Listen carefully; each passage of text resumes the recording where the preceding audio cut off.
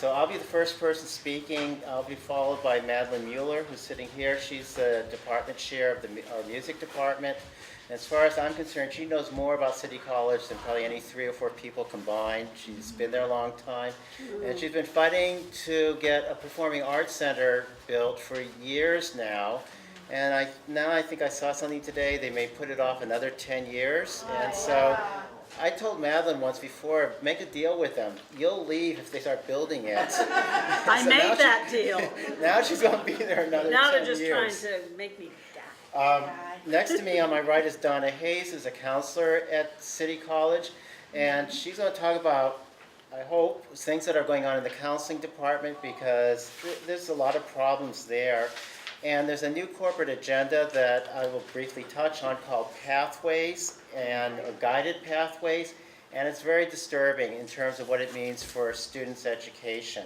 And then to my left is Peter Warfield, and he's a student at the Fort Mason Center in Art. And recently there's been, I don't know a lot about it, but there's been efforts to jack up the rent so much that the school administration, in theory, is threatening that they're going to have to close down the facility. I mean, one of the things that's been going on is a lot of the programs like lifelong learning, the arts in art and music, they're trying to gut those kinds of programs. So this is just one more nail in the coffin. And I think a lot of people on campus are kind of dubious of this. And then if she can find her notes, Bonnie, who's looking for her notes, if anyone sees them, please let us know. There's 3 stapled pages together. She's going to go back further in history at a time when community college was free throughout the state. Now, we do have this free city program that we may be able to touch upon today. In the handout I gave you, there's a link to something that I wrote on it. But, you know, I always tell people, we're a wealthier state than we were 30 or 40 years ago, and yet everything is more expensive. It makes absolutely no sense. She'll give you some background information on that. I kind of read some of the notes that she put forward. So I'd like to start out and give an overview of what's going on. And what has been happening to City College is that I want to put in the context of what's going on nationwide. It's not what's going on at City College is more an exaggerated example of what's going on nationwide in higher education. Higher education institutions, especially public ones, are under attack. And the attack that they're under comes in many forms. Among them is less money is being available for our public institutions. They keep on cutting back on funding. Austerity is being imposed where administrations, not only at public schools and private schools, they say we don't have money. We got to cut programs. We got to lay off teachers. Some of you might be familiar with Mills College. I just read an article on it today. They're actually getting rid of some tenured faculty. And I teach part-time, and we're vulnerable all the time. What the tenured faculty take for granted too often is that, oh, they're secure. And they aren't. I mean, Mills is getting rid of some tenured faculty. Now, it's a private school. They're saying because they don't have money, well, it turns out that, yeah, their operating budget may be going $7 million in debt, but they have a $200 million endowment. So come on, what's the endowment for? You use that money to pave over, you know, and avoid the problems. I mean, I did read an article in The Economist a number of years ago where they're predicting that a lot of, especially small liberal arts schools that aren't the fancy ones, the Ivy League ones, may be going bankrupt, and they're going to be closing down because their prices keep on going up and people don't have the money and they don't see the reason for spending that kind of money to attend. Maybe that's one of the issues that Mills is facing. Anyways, the other thing that's going on in the crisis or attacks on higher education is students are having to pay more and more for an education and go into debt, something that they did not have to do years ago because it was so much cheaper. And these attacks, as I've said already, are greater at City College. So I want to talk about some of the things that's happened to City College and then try to examine some of the reasons why. In 2008, City College had a student population of over 100,000. And when the accreditation crisis started, I'll get into that if you aren't familiar with it, but the school was threatened with closure over the last 5 years. The population then was at 90,000. Now it's below, from what I've seen, under 60,000. So that's a dramatic decline in just a matter of 4 years.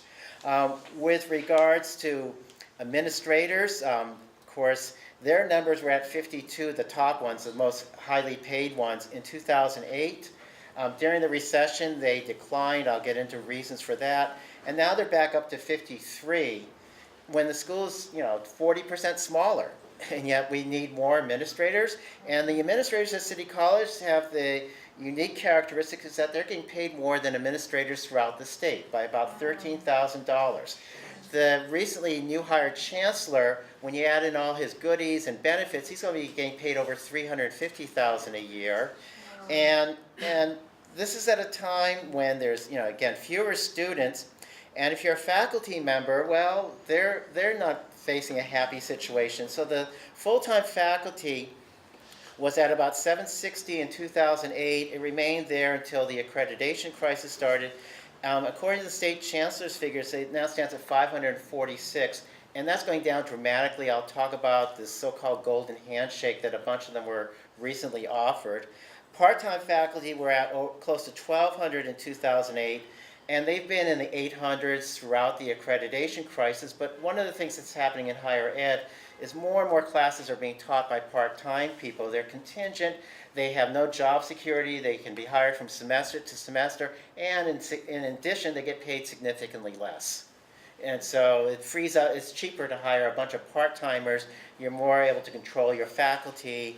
And so actually at City College, because of fights in the past, part-timers are paid relatively well compared to part-timers at most other community colleges. But I contend that we're peons, we're just privileged peons, is the difference in terms of what we have going for ourselves. The full-timers, though, have been taking it on the nose.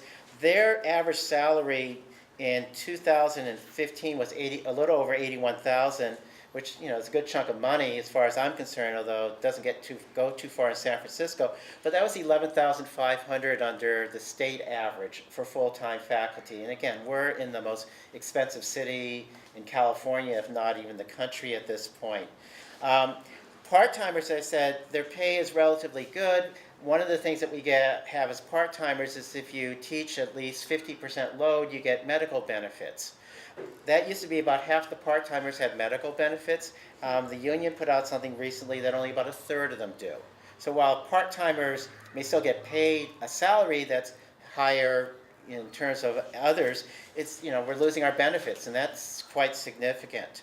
And then in addition, the big thing is that not only are there fewer students, but there's been classes that have been cut dramatically.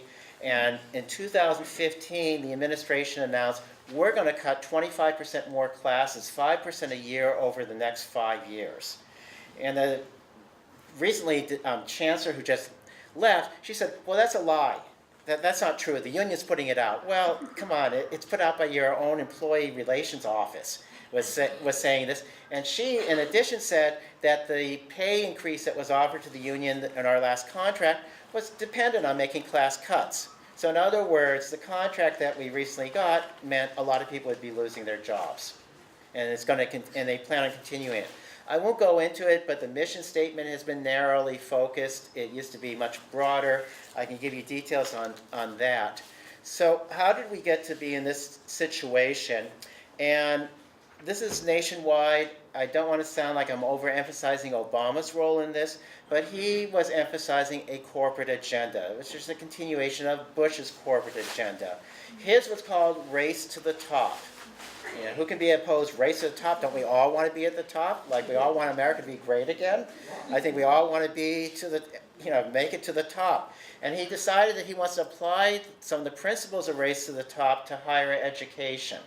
And so what does that mean, this corporate agenda? It means run the college like a corporation with a top-down administration. They make the decisions at the top. Everyone else just adheres to the decisions made by others. Reduce funding, increase competition. Among the things that Obama wanted to institute is a ranking system for colleges based on criteria like how much money do their graduates make?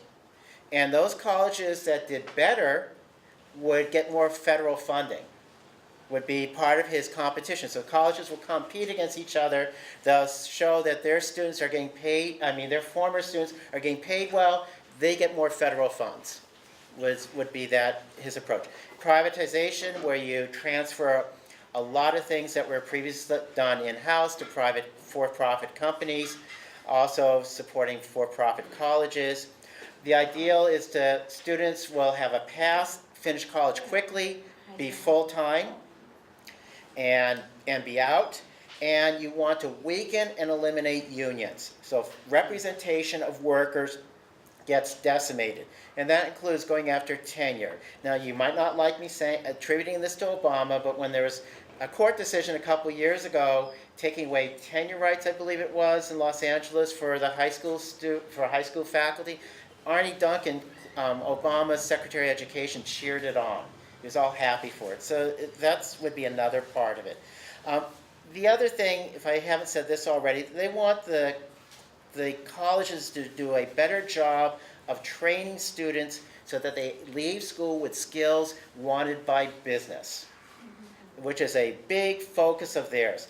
What does that do? That helps business in a number of ways. First of all, they don't have to pay for training anymore because the colleges will do that. It also helps to keep labor costs down because I think the ideal for business is that you train an excessive number of people in the skills that the businesses want, and that means you pay them less money.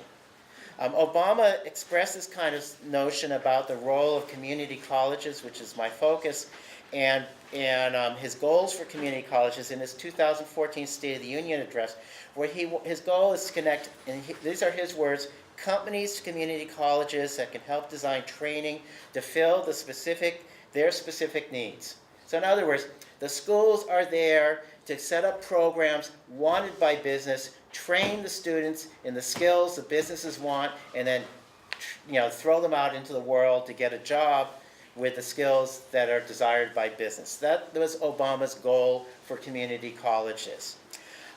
In California, this came on in different ways. It was called the Student Success Task Force, which was the corporate agenda. They saw themselves mimicking Obama's goals, and they always put forward a nice-sounding name. Who on earth can be against student success? But you read the details and you find out that the details are quite different. Now the latest version of this is called Pathways that Donna will be talking about. The accrediting agency that oversees all the community colleges in California and some elsewhere lobbied in favor of the Student Success Task Force. Many people at City College, including the board, were against the Student Success Task Force, and they went up to Sacramento and told people that. Well, guess what? I don't know if there's a connection, but 6 months later, City College was placed on show cause by the accrediting agency. Show cause is their harshest sanction, and if you're placed on show cause, you have to prove why you should remain open. The accreditors don't have to prove why you should be closed. You, as a college, have to prove why you should remain open. And then a year later, they decided that City College should close. Well, what was in their report which justified this? There's a lot of stuff there, and of course, like all big institutions, City College has problems that need to be addressed. But let me go through a couple of key items that I found in their report indicating why City College should close. Before I do that, let me just say that the U.S. Department of Education's goal for accreditation is an acceptable level of quality. Acceptable level. Keep that word in mind, I'll repeat it. The accreditors in their report said that not only does City College offer comprehensive and accessible student services, but they concluded, these are their words, we concluded that the instructional programs and credit and non-credit programs provide high quality instruction. So the U.S. Department of Education wants acceptable levels of education. The accreditors said that City College didn't muster their level because it offered high quality instruction. So that's a college that should obviously have been closed down probably years before. I mean, it's absurd. How what is a college supposed to do? Provide student services and provide high quality instruction. Does that sound like a college that should be shut down? And yet that's what they said should happen to City College. And then as I said, a year later they decided it should be closed down. Almost immediately that was followed by a state takeover by the chancellor. He changed the rules to put in place a person that he called the special trustee with extraordinary powers. I mean, it sounds like a superhero. Take over the college, become a one-person board of trustees, and basically a one-person dictator. This was supported by your mayor, if you live in San Francisco, Ed Lee. He supported the takeover of the college, and I always feel that their agenda was not to close the college down. It's too large of an institution. They would say, well, you aren't too big to fail. The banks may be too big to fail, but the college is not too big to fail. My own feelings, and I can only speculate about this, is that they wanted to downsize and transform the college, which they have done. They did not want to close it down. And if you don't know the good news, last January we were told, for reasons that I don't quite understand, that we are going to be fully accredited for the next 7 years. So we went from a place that should be on the verge of being shut down to being fully accredited. And of course, the day after it was announced, the first day of school, the ad system didn't work. So when students want to add classes, you think they would have in place an ad system that works? Not with our administration. So in other words, they were discouraging more students from attending by not allowing them to add classes. And this happened again this summer. And you think these super experts are getting paid hundreds of thousands of dollars to run the place would know how to get an ad system to work. And it failed once again. So that's my take. Others may disagree with me. I just want to give you probably what I consider the most egregious example of efforts to downsize the college. So on July 4th, and a lot of my students told me about this. So July 3rd, the accreditors of 2013 announced that the college is closing. On July 4th, the interim chancellor, who had been brought in, many people refer to all these outsiders who were brought in to run the school as the wrecking crew. She sent out an email to students. And she said in her email, I'll just use her words just to be fair. The commission has decided to terminate City College of San Francisco's accreditation effective July 31st, 2014. Now just think of yourself as a student getting an email telling you this from the chancellor of the college. This is what it comes down to. And I asked for the next few years, so a lot of my students, do you remember getting this email? And they said, sure enough, yeah, we remember. Well, what do you think happened? Lots of people dropped out. The enrollment went down by 10%, and they had a record number of graduates in 2014. What she didn't say in her letter is that even the accreditors held open the possibility the college could remain open beyond July 2014. But not our chancellor, who's getting paid close to $300,000 a year. And this is supposed to be the person who's an advocate for the college. What we learned later in the trial, if you follow that Herrera brought against the accreditors, is that she and the then special trustee, he was not yet elevated to special trustee with extraordinary powers, met with the accreditors around May of 2013, and they totally badmouthed the college. They said it's a hostile environment. They have no interest in following your standards. And that's what these are the advocates for the college. This is what they told the accreditors. So a lot of these accreditors, they aren't paying that close attention. If the people in charge are saying that this place is hopeless, I'm going to vote to terminate it. And that's what happened. And so, that's another of the problems. So why is this crisis taking place? I've kind of hinted at a lot of the reasons so far. One is obviously retaliation. At least that's as far as Herrera is concerned. The city attorney, when he filed his legal brief against the accreditors, he saw this as retaliation for the school opposing the Student Success Task Force. That's one. The speculation, can't prove it, but the city attorney thinks that. I kind of find that convincing. Another is that I believe in the speculation about this, is that if they can successfully attack school in one of the most liberal cities in the country, you go after where you're going to have the biggest problems, everywhere else will be a cakewalk for doing our agenda. So I'd say that would be a second reason. A third reason that they did this is that, and Madeline may have better handle on this, I understand that the then Chancellor, Don Griffin, took a different approach when the recession hit. When the recession hit, some 500,000 students throughout the state who wanted to go attend community colleges weren't able to do so. What Griffin did was to try to minimize the cuts in classes, minimize the cuts in programs, and defer maintenance, which everywhere has deferred maintenance, and also at the same time when administrators left, not replace them. In other words, go into our reserves to keep these programs in place. Now that's an unorthodox approach. The normal approach is that you cut left and right, you get rid of all the part-time instructors, you get rid of everything that serves students, and then to balance your budget. Well, he didn't take that approach, so I don't think that pleased the state chancellor very much, nor other powerful people. In fact, recently the new state chancellor has apparently gone after the board at City College, at least according to a report in the Chronicle, for not making more cuts more rapidly, among other things. So there's this desire to downsize the college. Another thing about City College to keep in mind, I'm going to try to wrap up some things, so always more than I want to say, is that the student body at City College is predominantly working class students of color.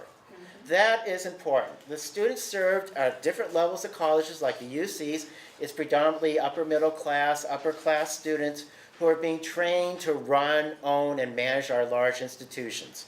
The students at City College are working class. They're being trained to have skills that are needed to serve these institutions, or other skills that are needed like firefighters or positions like that. And if you look at projections of future labor needs in this country by the Department of Labor, there's not a need for a lot of people who are educated. The growth in jobs in the future, a lot of it's going to be in services, where a high school diploma might be sufficient. So why on earth educate all these students when they're going to be frustrated when they graduate from school and they work in Starbucks, serving coffee? They could have done that right out of high school. So I think part of the reason for downsizing a place like City College in particular is it's an attack, again, on the working class students there. It's an attack on the working class and in particular students of color. And frankly, in this society, they don't give a crap about people with that kind of background. I just want to be blunt. Those are the disposable people. And I think that's a lot of what's behind it. Now, of course, there's still going to be opportunities for students with those backgrounds to do well and move upwards, but they also realize there's just not a need for this kind of labor force. So I would speculate that that's another reason for it. Another is, in particular in San Francisco, is property. You might be familiar that property is kind of valuable in San Francisco. You can charge a lot for rent. You can sell houses. It's not hard to sell a house for $1 million in San Francisco these days. And so the so-called developers want to get their hands on that property. And so we have found that some of the property owned by City College is being transferred to developers. There's the administration building, which is a mess as far as I'm concerned when I've been in it, at 33 Gough. That's being leased or sold off to a big developer. Because that's valuable property. They're going to build some kind of big housing development there. There's the, I think there used to be a facility in the Castro that was closed down right at the start of the accreditation crisis. There's also a real critical one is the Public Utilities Commission owns half the reservoir at the Ocean campus, which is now used as a much-needed parking lot by students, because a lot of students unfortunately have to drive, or they have to jump into their cars and go to their jobs. They can't take public transportation. Well, they want to put up a big housing development there that's supported heavily by the city. They don't seem to be adhering to the proper protocols, and they're pushing that through real rapidly. And so if students can't park, what are they going to do? They're going to get back in their cars and go to Skyline, or they're going to say, screw it, I'm not going to bother going to school. Because already I have students telling me at the beginning of the terms they can't find a parking spot, so they arrive at a 10 o'clock class 30 minutes late. And so that's another one. And what we have found is that it seems clear that the administration is cooperating with this, and has been. The other thing is, this benefits for-profit colleges. And then there's the accreditation crisis can be used against the union to impose austerity. So our union did a study. They found that as of August 2015, we would have needed a 25% pay increase to bring us up to the level where we were in 2007. 25%. What they ended up getting was 3 years at 14%. What they don't tell you, there's a lot of takeaways. There's inflation, so we're at the end of the 3 years, we're still going to be behind 15% where we were in 2007. So that's another one of the factors. And they've been doing this. Let me try to wrap up. There was propositions. One of the key fights is more funding for the school. In 2012, there was an election. Prop A was passed. Prop 30, supposed to give the school more money.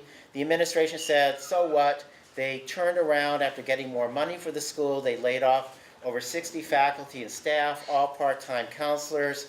They unilaterally imposed a 9% pay cut on all the faculty, and they knew that they had no trouble because the union, which I have found to be very deficient, the teachers union, didn't even mobilize some kind of protest. They filed on unfair labor practices that they dropped a few months later. So they were sending a signal to the administration, we're a bunch of chumps, push us over, and you can get away with doing this, and they've been able to get away with that in part because the union doesn't seem to want to really organize and mobilize people for a real fight. So recent events that have really been beneficial, maybe we'll come back to talking about the new chancellor, who may be very problematic. I've already mentioned the PUC section of the reservoir. There is the free tuition program that I can get back to and mention. Let me just say one other thing about the downsizing. In December, the teachers union agreed to what was called a golden handshake.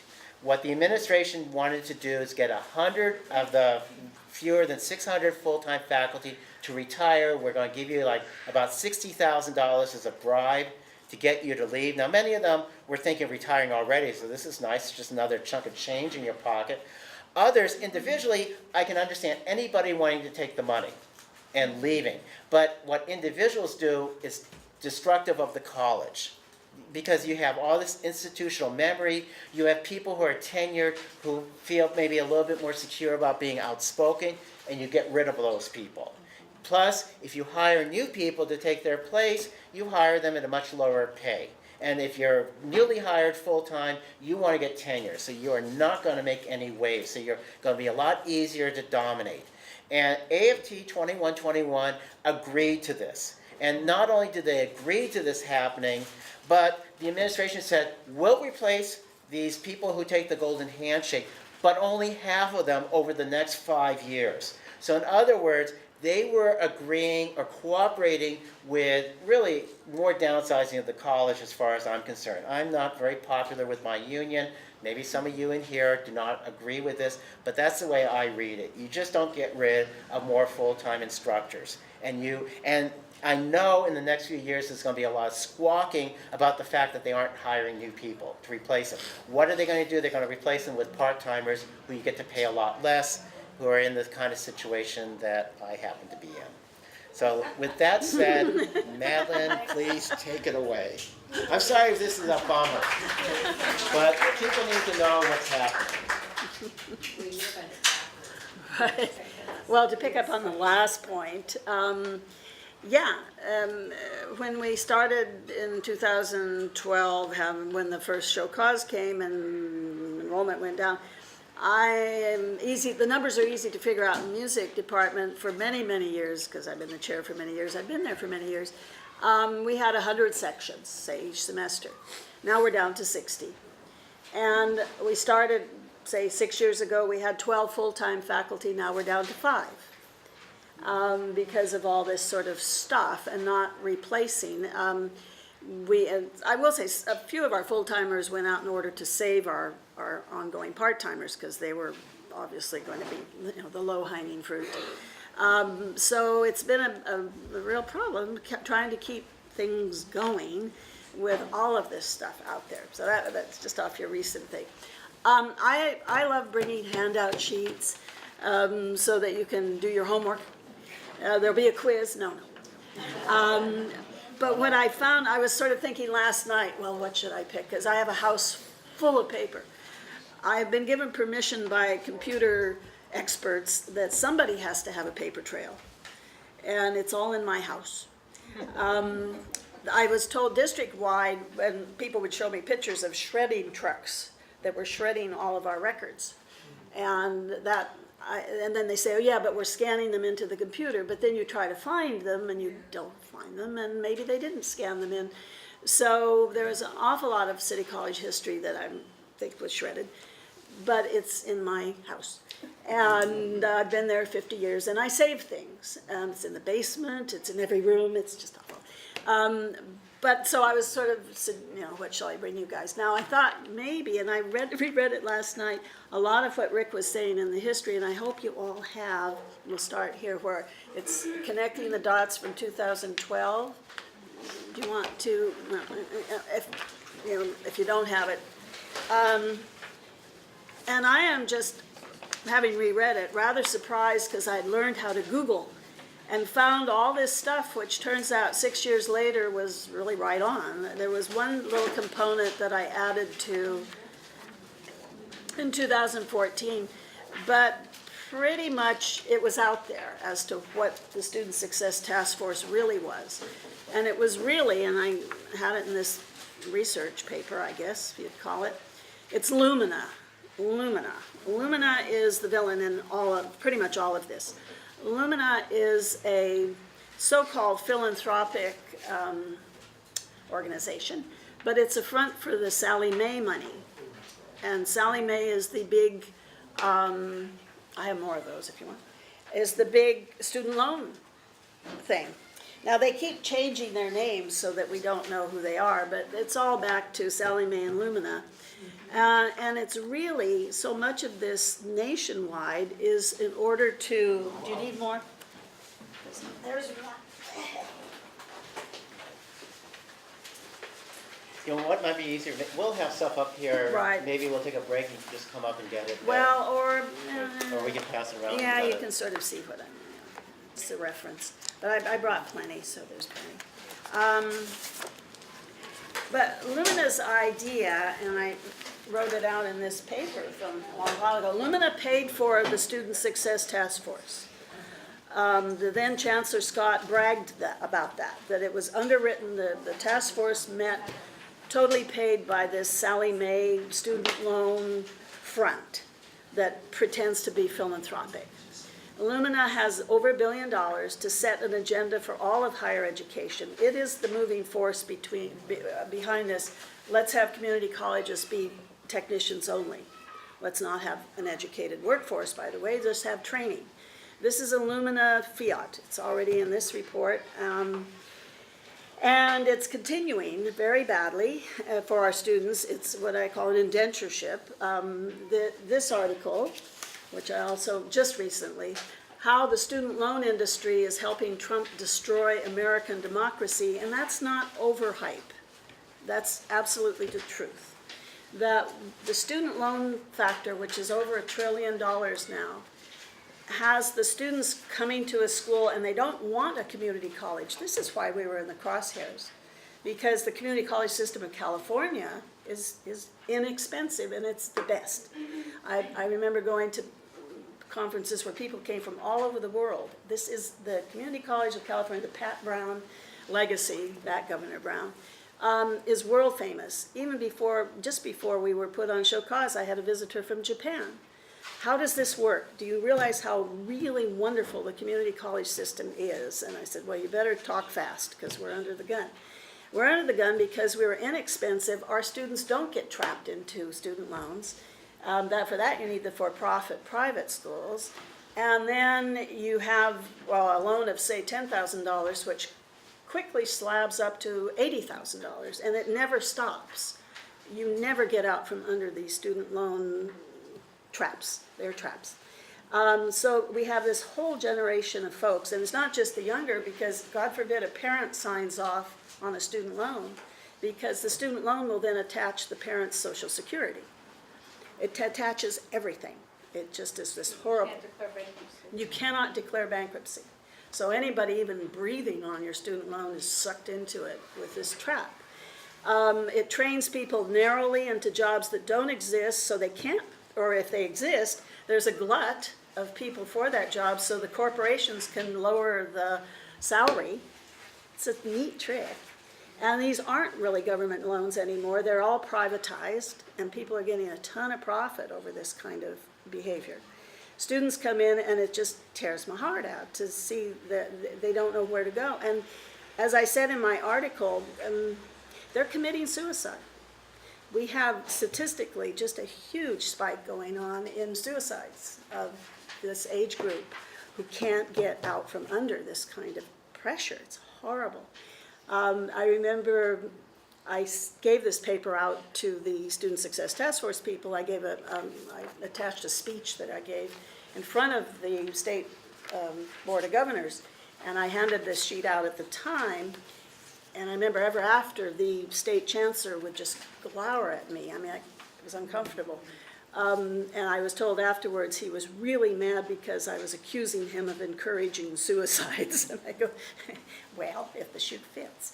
But anyway, I stopped going to meetings because he was really glowering. So to me, it's the follow the money thing. It's the greed. It's the greed of it.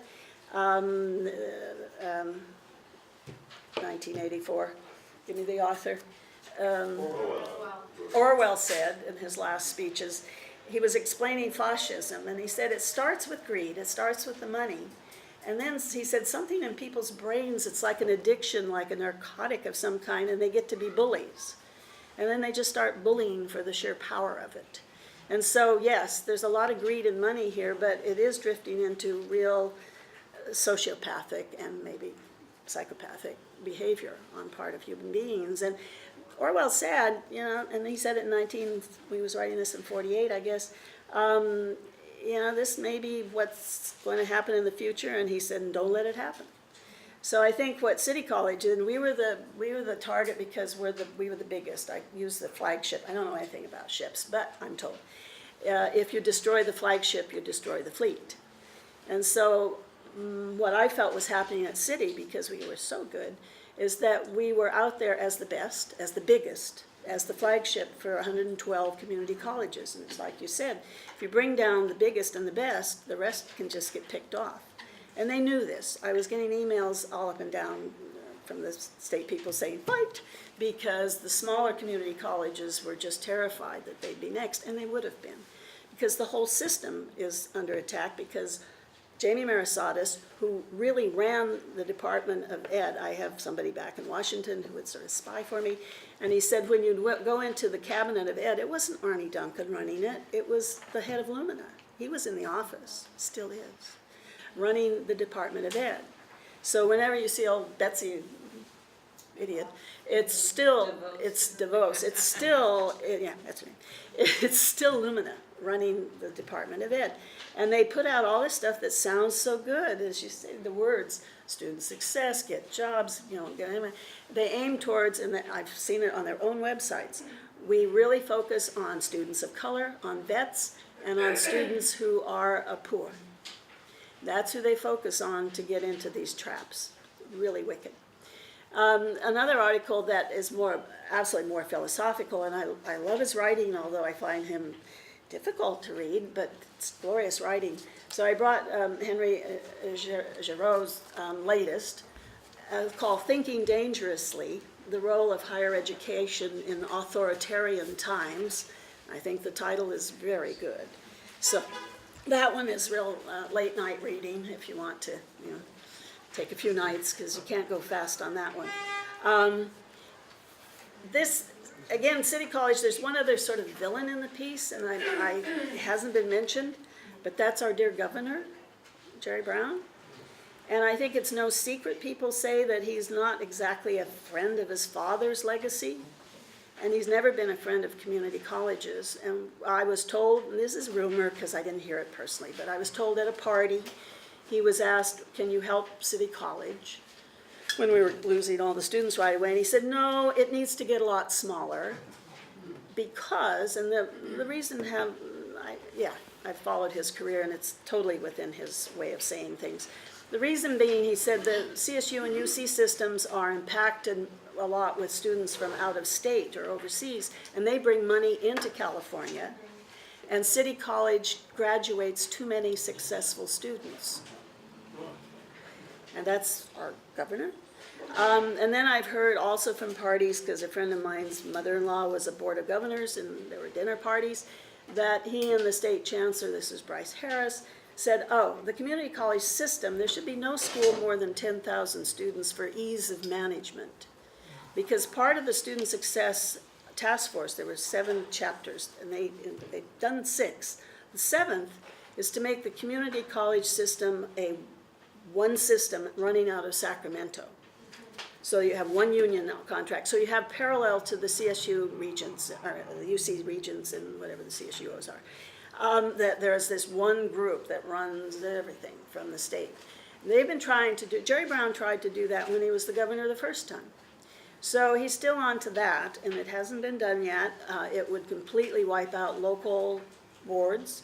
And I think when they took over City College, they were trying to do that. Let's see if we can get away with taking away the locally elected board. Well, they didn't get away with it, so maybe that won't happen, but it's still there.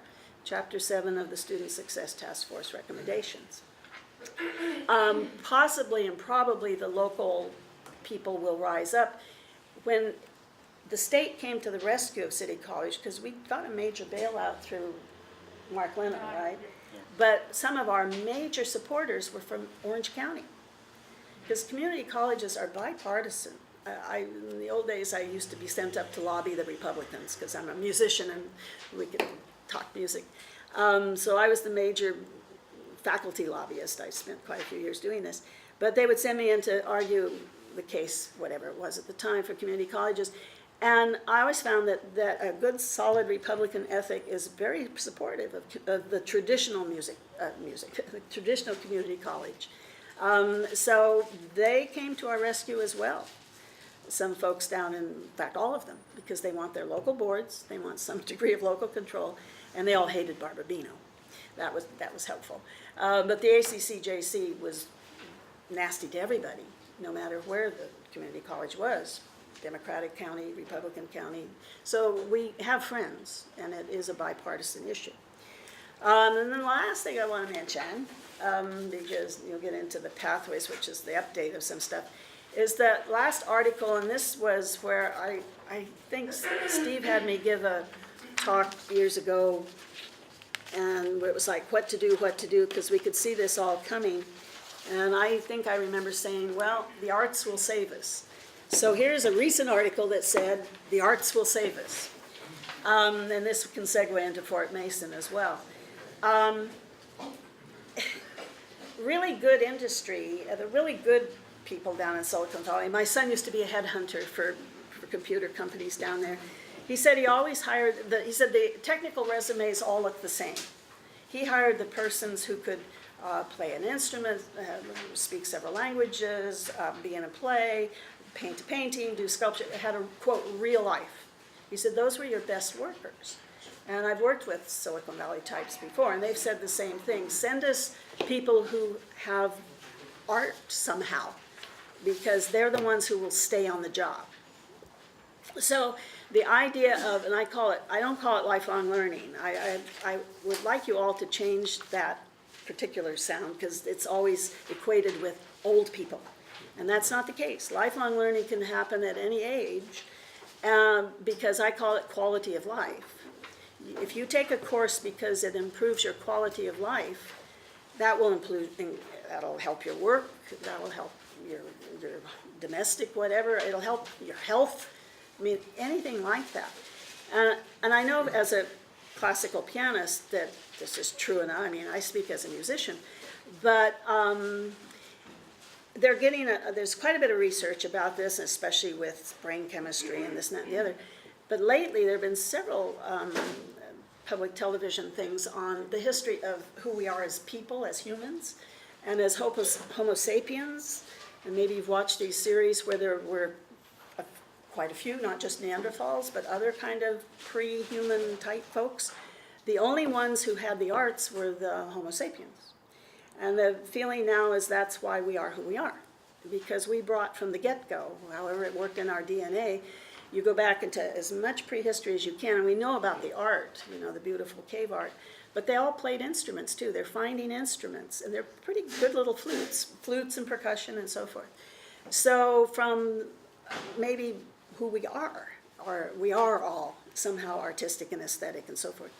And what's this is saying about the quality of life, no matter what you're doing, even if you're in these terrible, you know, straight and narrow, whatever, technology stuff, you've got to have a way that your brain is happy. I mean, there has to be some satisfaction to being alive, otherwise you do commit suicide. So it's the major thing that we can do for our students. Then there's my commercial. Come and take classes. Please. I've had many students tell me if they didn't take guitar, they wouldn't be a pre-med student. They wouldn't put up with the computer science. I mean, they know at early ages. It was, I thought, just so sad. Well, it was touching to me. After September 11th, our young students were highly traumatized because they said, they came to me, a bunch of like 18, 19-year-olds, and they said, we thought we had to get the serious stuff first, and then we could do what we enjoyed later. And they said, but we're young, and maybe we'll get killed in a terrible terrorist attack. They were stunned, and we had our biggest enrollment the next semester ever because they were they were doing a music therapy on themselves, and they needed it. They needed to be somewhere with guitar, with piano, with singing, with all this kind of good stuff in order to keep going. They had lost faith in their immortality, if you will, the young people. So they needed this desperately, and I've put out a few. This is hot off the press. You're the first people who read it. I just put it together today.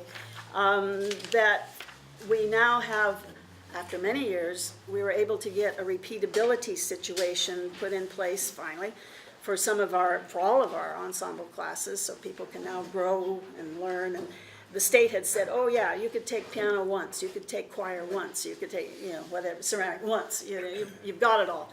Well, no, you have to work at it. So we finally got the permission to offer repeats. We were the oldest piano lab in the world. 32 years they laughed, the Yamaha people, they'd never seen pianos that old. And now we've got brand new pianos, $100,000 worth. Took me many years. Yep, that was something. They're coming back. They are beautiful. And then, it's free. There's a nice confluence of things that I hope people will come back, certainly for music, but for all the arts, for the languages, for the dramas, for dance. Turns out there's a big thing lately about late onset Parkinson's, and it has something to do with dopamine and the pleasure system and this, that, and the other. And they say one of the best therapies for it is dancing. Not exercise per se, but dancing. And I think that's telling. And it gets back to who we are, I think, as a species. And we have to maintain ourselves as a species. And that's true, as I say, lifelong learning doesn't mean, well, what we're going to offer people when they've retired. No, it doesn't. Lifelong learning starts at 3. You just have to keep up that balance in your life. So that's my big soapbox, and as I said, I brought you this homework stuff. Okay? Thank you, Abby. So our next speaker is Donna Hayes, who's a counselor, and maybe this can be covered in questions. One of the things that's happened at City College is the politicians, most of the local politicians were missing in action throughout the crisis. And it took a while before they got active. We can talk about that. Also, it may sound like we're saying contradictory things, because I'm saying that they want to eliminate students. Madeline's talking about the student loan industry. Well, capitalism has lots of contradictions. The student loan industry wants to grow, but other people want to make the cuts into education. So that's partly what's going on. Go ahead, Donna. I'm sorry? Forward? Forward, yeah. Okay. So the reason why I got involved in community college partly was because of the community. This is something that exists in California that is kind of unique to us, but the idea of that we serve the whole community, and each community college can be a little different depending on what that community wants and what that community asks for. So what we're seeing here is the attack on the idea that a community can ask, a community can get from their state, can get the courses and the programs that that community asks for. And what we have seen is, like, for example, when I first started at City College 25 years ago, there was a very thriving community of people who took Italian. And they came, they're all different ages, and people were going to Italy and going across, but they wanted to study Italian. They were a very cohesive group. And this group has been disbanded because of the repeat policy. So we have very limited now, as far as our foreign languages go, we're seeing a real downsizing of our foreign languages. So that's something that is of great concern to me as somebody who supports the idea of our community college serving the community. Along with everything that we're talking about, something that came up recently, this new trend in education called guided pathways. And we're seeing this nationwide, guided pathways. And the concern is, and it's a legitimate concern, that students are not completing their degrees, they're not completing programs, they're just kind of dropping away. And there's concern about long sequences of English, long sequences of math, in order to achieve degrees. This is a concern, and it is a valid concern. But along with everything else that's going on, they're talking about developing. Every student that comes to the community college needs to sign up to a particular meta major. So if you come in at 18, you don't know what you need to sign up for either arts and humanities, or social sciences, or science and math, or whatever, health, and you need to commit to that at 18. You need to start, and all of your general education will be around that meta major. So we have heard over the last several years, when we've been going through this crisis, we've heard our African American Studies program, our Latina services, our LGBTQ services are the only community college that has the labor studies program. These are called boutique programs. And these need to be done away with because they don't fit the meta major. And this is, we're seeing it a direct attack on our programs that came about as an existence for our communities that we were trying to serve. So as a result of us trying to serve it, our programs are under threat. And what I brought with me today was part of we were asked to apply. There are now 20 community colleges in the state of California that are going to go forward with this guided pathways reorganization. So in the direct application that the community college had to agree to, there were items like, the president, chancellor, and senior administrators understand that implementing transformational pathway reforms will be hard, and they understand specific associated challenges. There were things like, college leaders understand that pathway design work will involve streamlining curriculum, including potential elimination of courses and programs, and reduction of credit hours students must complete for degree attainment. College leaders understand that pathway reforms will involve more structure and more prescription for students.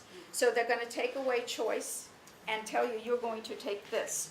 One of our other faculty members, Simon Hansen, who is in biology, did a sabbatical where he went across the country and visited community colleges that are doing pathways. And in one of the community colleges in Florida, he found an instance where a student was in biology and wanted to take a course in poetry. And they had to it became, like everything came to a halt. Because this student wanted to take poetry, which biology students are not supposed to take. So this is the kind of thing that we're seeing coming through. So I voted against us. I was one of a majority of people in our academic senate. If the academic senate didn't agree to it, then they couldn't go forward with it. A lot of people, as did Harry, yeah. Could you remind us about intervention by counselors? That pathways requires you to have a different function. Well, it would have been actually, as a counselor, it would have grown counseling. Because they're going to want more counselors to provide intervention for students, to help students who are struggling, to help students choose their majors. I don't like the idea personally of forcing an 18-year-old to make a decision. I like the idea of encouraging people to try different things, to talk about what they're interested in. We certainly have the career counselors who would be happy to provide more intervention. We need more of that, but not in a way that outsiders come in to your community who don't know your community and prescribe what you're going to do. And so we voted against it. The idea is, yes, we're interested in the idea of helping students complete, but not in a way that's forced and not in a way that comes from outside intervention. Along with this, something that's of great concern to me is there's no discussion of creating an educated citizenry. This is all about career development. God forbid you should have an educated citizenry. And I lived in Nevada for 4 years, which is a right-to-work state. It is a state that has no taxes. It is a state that is not interested in education. It is a state that's primarily, where do they get their money from? From gambling. And so they have people who are very minimally educated. You quit, you get fired, there's somebody else that can come in and do your job. And this is kind of like where we're being pushed. Let's have everybody minimally educated, let's have everybody in fear of their employer, and let's make sure that nobody knows their rights. That's personally how I feel this is moving. And you see it with Lumina, you see it, there are other programs and other ideas that have come through. I won't even get started on the associate degree for transfer, which was an ALEC-funded, I don't know if you know about ALEC. The Koch brothers. No, what was the degree for? It was associate degree for transfer, which sounds also very good, but I have seen it as a way of forcing students again to make decisions, making them take classes that they actually don't need, and it makes promises that don't exist. We're just seeing a lot of these empty programs that are busy work, that make the politicians look like they're doing something. But when it comes down to my working with a student in my office, trying to help them get to where they want to go, I am being pushed into these programs. I have to tell the students these programs exist. I don't want them to leave my office and then find out about something and say, why didn't she tell me? But these are all these kind of, these programs, all of these resolutions and reforms that come through that sound, like we were saying, they sound very good, but they are not actually doing what they are saying they're going to do. So City College will be looking at guided pathways because we have to, but I'm kind of grateful that we are going to make sure that it stays under local control, and that this, if we had signed up for this particular program, the college has to pay, I forget the amount of money that it was a fairly expensive program. You have to pay the consultants to come to your college, take over your program. We're going to see community colleges completely revamped. This is a relatively new program. I tried to find the quote, and I couldn't find it, but somebody in the legislative, in the auditing unit in the legislature said that this is an experimental program. The data is not robust, and they didn't want to support it, which is why there's like 10 to 20 community colleges out of 112 that are going forward with it. But it's all an experiment. And the thing that concerns me is that I have seen in my time, you'll have a draft form, you'll have a proposal that somebody's trying, and it becomes institutionalized without anybody really agreeing to it. So for my time at City College, I'm going to be watching these pathways. I'm very, like I say, I'm very concerned that there's no encouragement of diversity in your programs. There's no encouragement to make sure that people are educated. It's just get them in and get them out. Get them in the workforce. And that's it. And it is a great concern to me. And at the college, there's a split, but right now we are working very hard to make sure that City College takes control of our own curriculum. Thank you, Donna.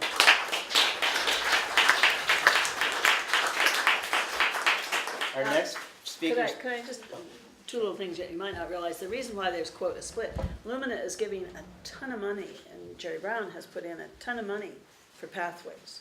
So schools have to actually become, poorer, because if you turn down the money, it's the golden rule, he who has the golden rules. And so if you accept this money, and if you don't have money for your other program, that's the split thing.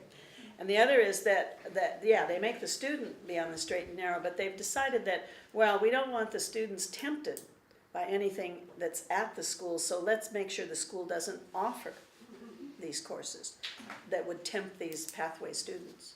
So it means anyone coming in for a quality of life course, it won't exist. Bakersfield College did one of this. I happen to know somebody down there. They took away their choir, they took away their astronomy program, they took away all these, they just won't offer them. And they've lost 10% of their enrollment. But then they've downsized, and then they get more money to do so, and then who cares about quality of life courses? That's what we're on. against. We've completely lost the commitment. I feel that a lot of the faculty are very concerned that we serve our community, our full community, not just the 18-year-olds, that we serve full community. We have people coming back to the college because they're at a job and they want to take something that will help them with their one course or two classes. Or we have people who are retired, or we have people who are just living and want to expand their horizons, that we're not encouraging those students. When you apply to City College now, we have to use a statewide application. We used to have our own application. Now it's a statewide application. It doesn't even allow for undecided or recreational student. You have to choose a major. It's required. So it has confused people and it upsets people. They're trying to be honest in their application. But this is a statewide decision. So the idea of being educated to be educated is being taken away from us. And personally, because we are what is called the minority-majority population, I don't think it's a coincidence, personally. So we will have the tier of the liberal arts colleges, and then we have the community colleges, and I think it's kind of deliberate. Okay, thanks. Our next speaker is Peter Warfield, who's a student at Fort Mason, and Fort Mason has a big art program, and it's coming under trouble, which hopefully he can elucidate about. Thank you. Okay, I'm Peter Warfield, and I thought I would take art class in the senior program at Fort Mason, which is free for seniors, although they do say that anybody else can come as well. And it's a terrific program. I've been taking sculpture and drawing, and in March, and I wanted to thank the previous speaker, the thing that I have at the top of my list here is whatever happened to civics and citizenship, and the purpose of education being to have a better educated citizenry, not basically slaves to a production line or some sort of vocational training only. So at Fort Mason, there's a lot of seniors who have actually been going, some of them for even decades, to sculpture classes and drawing classes. There's a teacher there who's been there many decades in sculpture and so on. And so there's a kind of community, and there's also excellent teachers and excellent, as Madeline said, you don't just go to one class and then you've learned it, like intermediate algebra or something. It's a practice that benefits folks to do over and over and over again. It's always new and different when you're working with different models, different levels of experience. You get better and so on and so forth. In March, on a Friday when I had class, there was a notice that some of the teachers had gotten, maybe some of them had gotten it a few days earlier, but it basically said there was going to be a chancellor's town hall meeting the following, I believe, Monday. So there was basically one business day notice, and there was one time for it, and they were going to discuss what looked like an intention to close the Fort Mason Center entirely.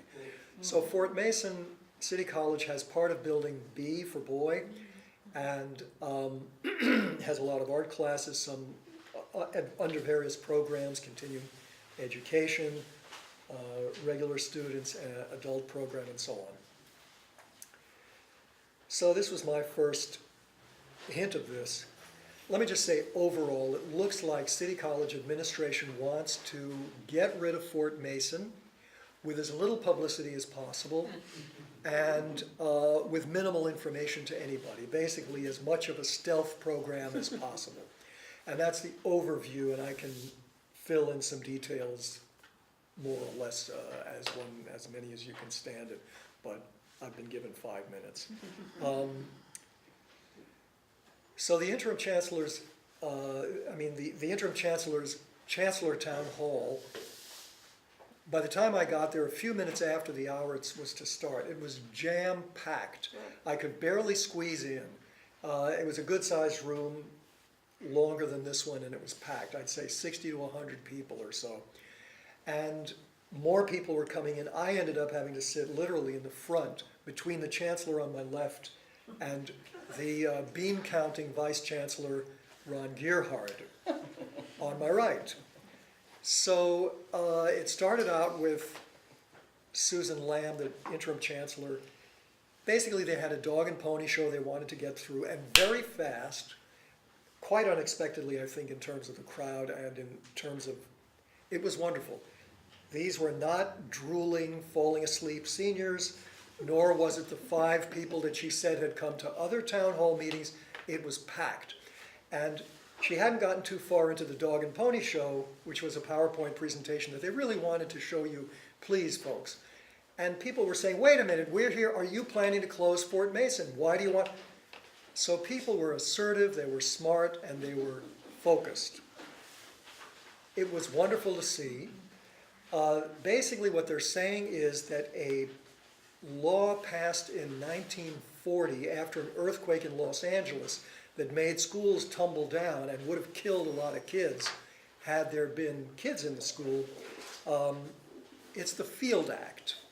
And they were saying that the Field Act requires them to basically spend what they calculated was $4 million in fix-ups plus some money that they thought Fort Mason wanted them to do with certain improvements to the property. And they couldn't afford it, and we're $30 million in the hole because the bridge funding from the 3 years where the state gave the school $30 million because of the drop in enrollment now was finished. So we're $30 million in the hole and we can't afford $300,000 rent. Well, right away there was a teacher there who said, wait a minute, I've reviewed the Field Act and it doesn't require. And personally, I know I'm usually known as a library user advocate and co-founder of Library Users Association. When they did renovations to the libraries, generally speaking, all these, when a new law comes up, the existing structures are left alone generally, and only if they have a major renovation or an add-on do they require then for the current state of the law to be satisfied.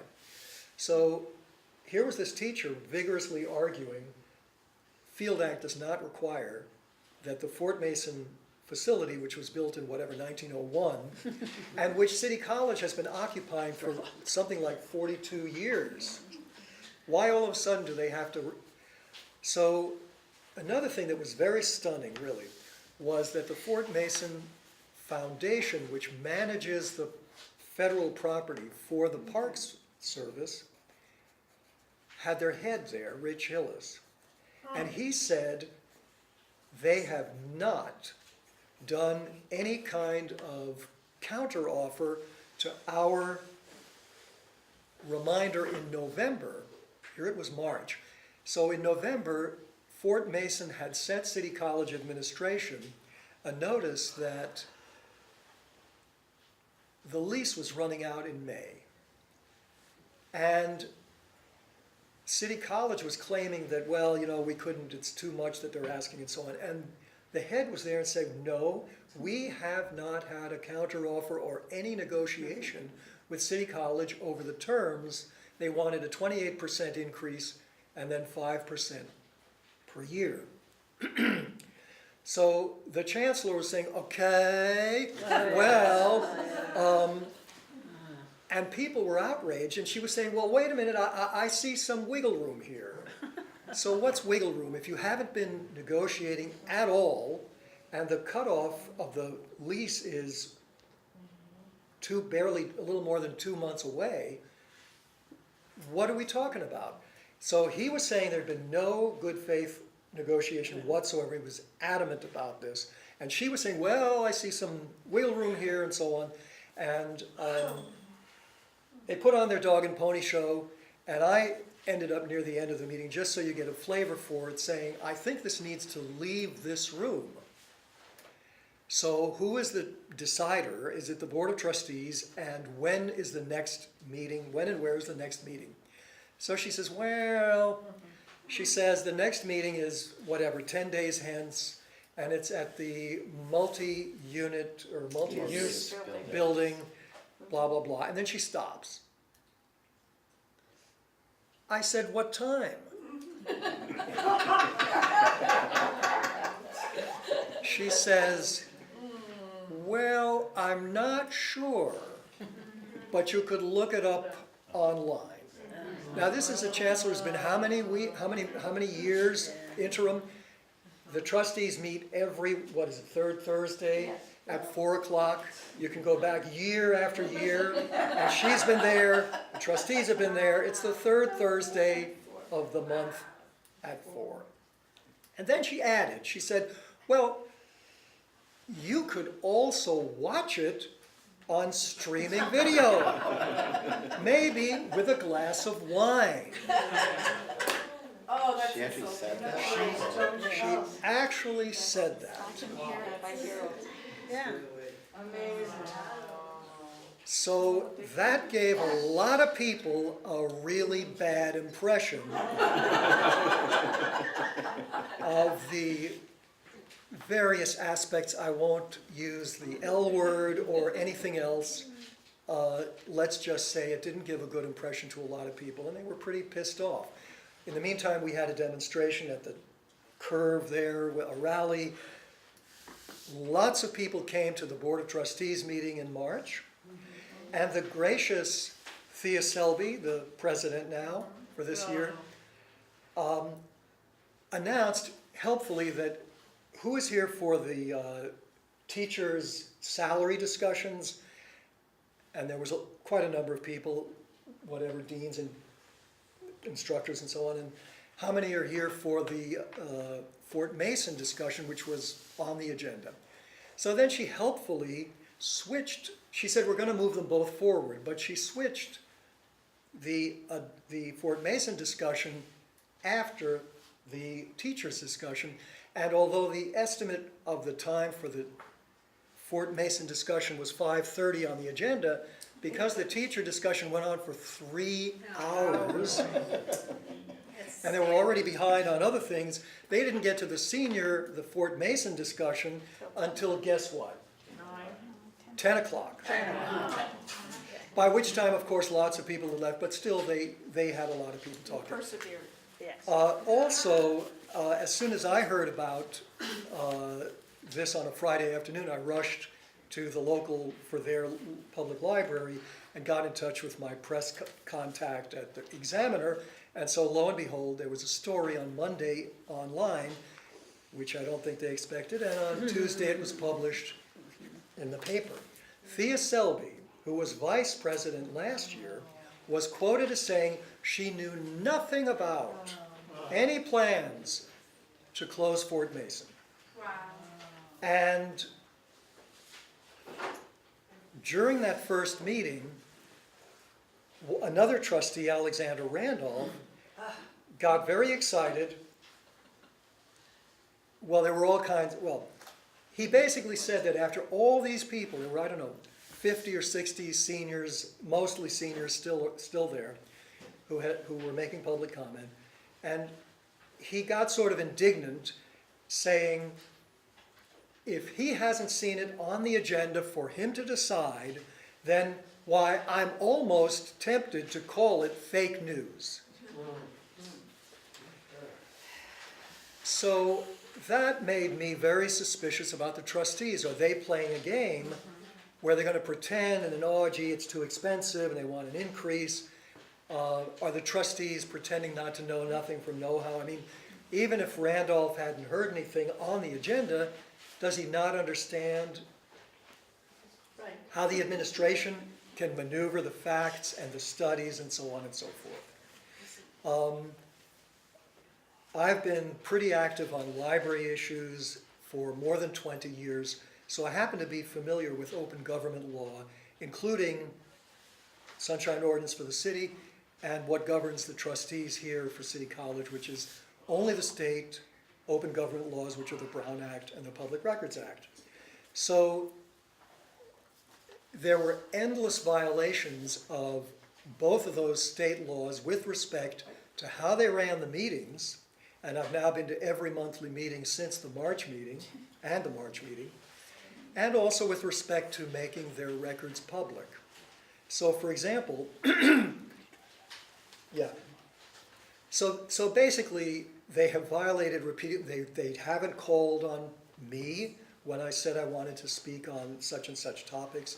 They have refused even information requests like, I'd like to see the draft minutes before the meeting at which you're going to discuss and approve them. Nope, it's our practice only to release the minutes after they've been approved. We've asked for correspondence with regard to the negotiations. Nope, you're not getting a single thing. I'd like to see the legal opinion or anything about, nope, that's attorney-client privilege. In the meantime, their $4 million estimate for a fix-up which they had in March, and on the basis of which they wanted to close the place, they have gotten a new study which now says it's going to be $15.9 million to fix up Fort Mason appropriately. So there's a lot of questions that still remain. You know, how much are they maneuvering things? What's the applicability of the Field Act? What is the attorney advice that they actually got? And, you know, what is the effectiveness of what I call making a stink versus being nice?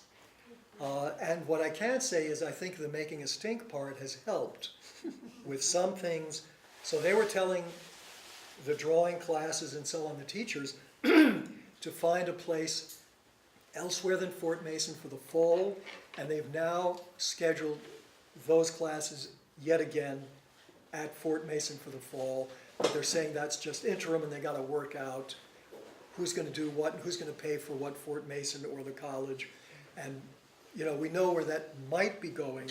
The other good news is that people have heard the new chancellor, despite all the terrible things about his unresponsiveness to the public and to the staff, that he said he was in favor of keeping Fort Mason open.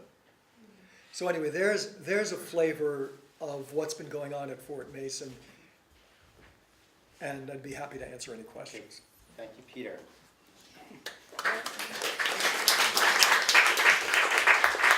Clara, Bonnie, did you find your notes? Yes, I did. Okay, so I had to go home and get another copy. great. So Bonnie's going to talk about some. You know, we often think of the past, and people often mystify the past, but she's going to talk about what happened with community colleges throughout the state and the changing in tuition, why that happened. Okay. I was an intermittent part-time city college student in the late 60s, then again in the mid-70s, and then I became a full-time student in the 80s.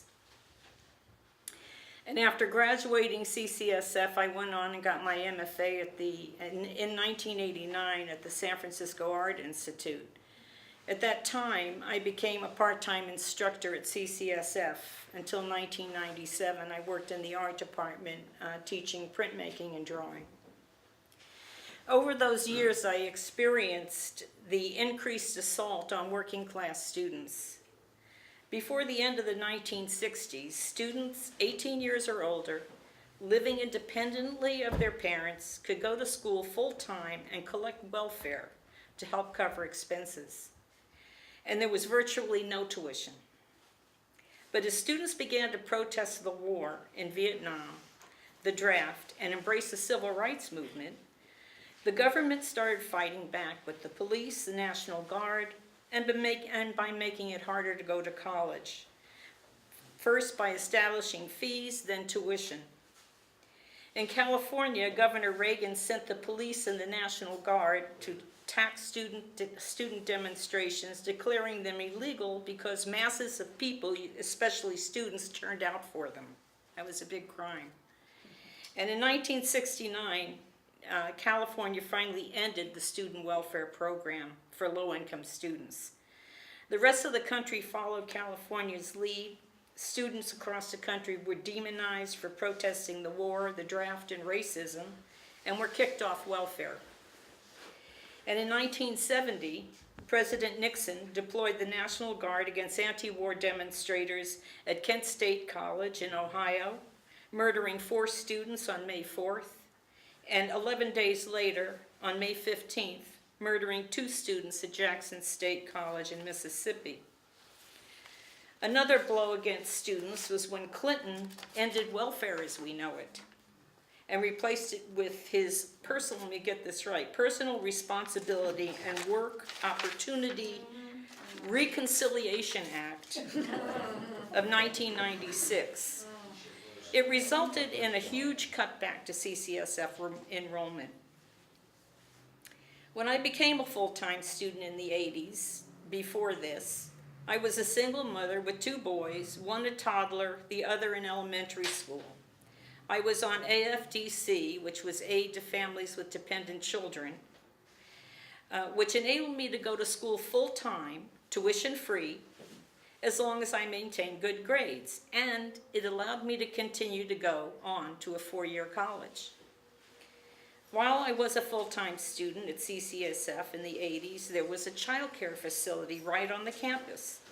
I was able to drop off my toddler at the Children's Center from 7:30 in the morning till 6 p.m. in the evening. The theory behind offering full-time child care was that not only could low-income single-parent students like myself attend a full schedule of classes, but it left time to study and do homework between classes while I was in school. When Clinton ended welfare as we know it in 1996, single parents were only allowed to enroll in 2-year job training programs, and the child care center was closed down. Another blow to working class students came around the same time when they ended the right to repeat classes until you succeeded. This changed the whole philosophy of community college, and it resulted in huge cutbacks in the number of students attending classes. When I began teaching in 1989, students taking art classes and other classes at the college were permitted to repeat classes as often as they needed until they succeeded. You could repeat a physics class over again until you could pass it. This was the ideology behind community college in the first place, to cater to students who could afford to go to college or didn't have the grades to get into 4-year colleges or universities. And this was a good thing. In the art classroom, new students were mixed in with more experienced students, classes were filled to capacity, and new students could learn from the more experienced students. Limiting class repetition to only 2 semesters, it was 2 semesters. 3 enrollments. For some courses. Yeah, for it's some one. course. Yeah, The arts, it's one. yeah, kicked out the experienced students and caused disadvantaged students to flunk out of school altogether, because if you couldn't pass a class, you flunked. That was it. It should be noted that in the period in California history before Reagan, when education was free and low-income students could get welfare, tremendous advances were made in technology, science, industry, including the establishment of the California wine industry. It came straight out of that whole open education system. So free education benefits everyone. When CCSF was free, classes were filled with workers, housewives, seniors, veterans, and young adults. It used to be a place without judgment, to learn, to improve oneself, to broaden one's outlook, not just to get a job. When I started teaching at City College, was the first semester after was when Fort Mason became part of City College. It was the next semester and I'll tell you, the whole philosophy changed, and the art department, instead of being this kind of thing where you wanted people to take the class over and over. Many artists used City College because they didn't have a printing press, they didn't have a kiln, or that kind of thing in their home, so they could work at City College very reasonably, and you had real live artists in the classroom. It was fantastic. But then, over the years, over those 7.5 years that I worked at City College, it changed from that kind of atmosphere of learning and becoming good at what you were interested in, to how are you going to sell your art? And that was what became the focus. And they hired teachers who were established in the art community. And they used to hire teachers who were students at City College to be tenured teachers. That was like, you hired your own from within. They stopped doing that, and they hired established tenured teachers from, Boston or wherever to come and teach. And that, they were successful artists, that's who they hired. And so it just changed the whole atmosphere of, when I was a math major before I took art. I'll tell you, I took a genetics course first, then I got involved in the horticulture department until I became pregnant, and they told me not to, because there's a lot of chemicals involved. And then I wasn't a high school graduate, so I had to start from the beginning, and I went full-time, and the first semester I took algebra, geometry, English, and history in one semester. It was quite a bite. And so I went through, when I finished all my credits in math, and all my requirements to transfer to, my idea was to transfer to UC Berkeley, I decided, well, I have this one last class that I have to take I had to take German as scientific language, and I decided, well, I'll fill out my class, and I took a printmaking class just for the hell of it. And that was it, that was the end of it, and, from that point on, I had to actually extend my time at City College for to make up some of the art classes that I didn't have to transfer, But, well, that's, getting an education is something that doesn't have anything really, it shouldn't have everything to do with getting a job. It has to be because the City College was a place you could go where, the first little thing you did on the plate, the teacher would go, oh my God, that's great. You're doing great. Keep going. And it was very encouraging. And it was all about getting people interested in learning. And that's what human beings, that's what we're about. And so it's very sad. It was very sad for me to see the progression of all the years that I spent trying to get through community college. Just to come up with a contract about how to use the property, I'm sure a lot of it is boilerplate language. I don't know, there may be complications and I'm naive and ignorant about it, but this is just an ongoing thing by these people who are in charge of the school now. So that's part of the privatization that's taking place. I think you had your hand up next. Let me just say, the only thing I know about with Fort Mason is that I discovered that the head of the Fort Mason Foundation, Rich Hillis, happens to be on the Planning Commission, which, as I understand it, is a mayoral appointee. So those of us who've been working on this aren't sure, what is the mandate of the Fort Mason Foundation? Is all of this a dance so that City College will pull out and maybe the Fort Mason Foundation can rent out the space to somebody else who wants to spend more money? They have a whole pier which is now going to go to the San Francisco Art Institute for their graduate program. So who knows, maybe, so the whole, we're wondering who's telling us the truth, who can you trust, and what are the motives? And the Art Institute is run by Richard Blum. Rich, because it's going to be tax on property that sells for more than $5 million. It's going to cost only $14 million, and Ed Lee refused to spend the money. So a deal was worked out where it would only be $7 million, which means that those who work in San Francisco at least half-time, who don't live in San Francisco, are no longer qualified for the free tuition. But the thing that I found so troubling is that you have to be a resident in San Francisco. We know that there's a lot of scummy landlords in San Francisco evicting people unfairly and unlawfully. What happens if you're evicted and you're a struggling student? You can't afford to get another apartment in San Francisco. You've got to move elsewhere, to Vallejo or to Oakland, and then you're no longer eligible for the free tuition program because you're no longer a resident. But the scummy landlord, I bring this up all the time, if that person's a resident in San Francisco and their kids want to attend City College, they can attend for free.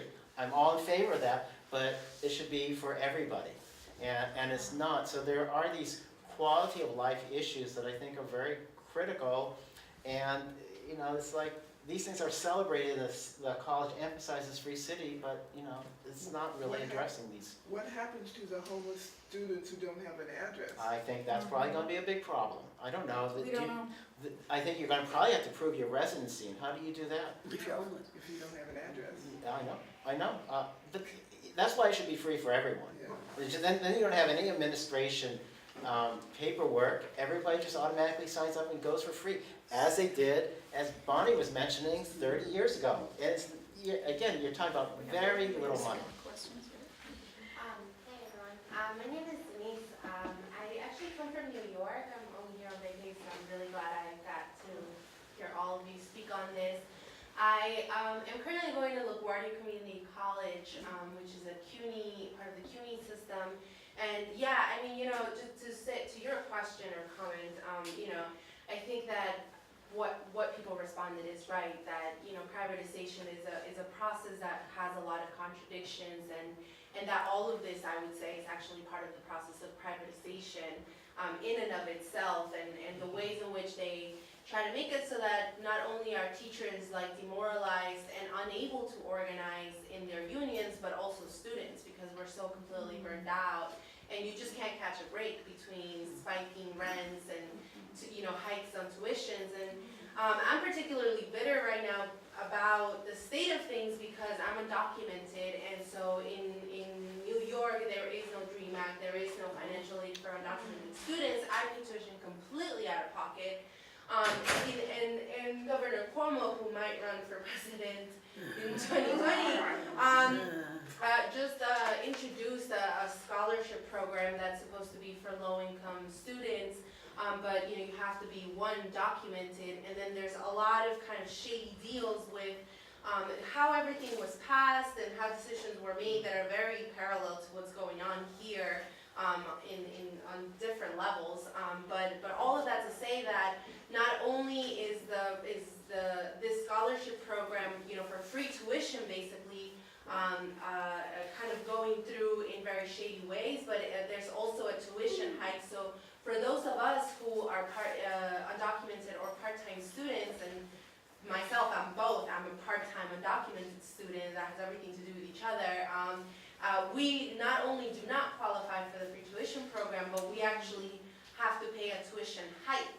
That in part it might be going to funding the very scholars tuition-free program that they're talking about. And there's really no way of knowing because they're also not releasing, you know, any information on where this money is coming from. They're not having open meetings about any of this. And so, you know, it's just really insulting that I actually started at a four-year college, York College, and I transferred to a better four-year college when I got my grades up. But somewhere along that line, there was a deportation in my family, and so I ended up flunking out. And that's when they implemented pathways in New York. And by the time that I was able to come back to school, all of my credits were completely useless.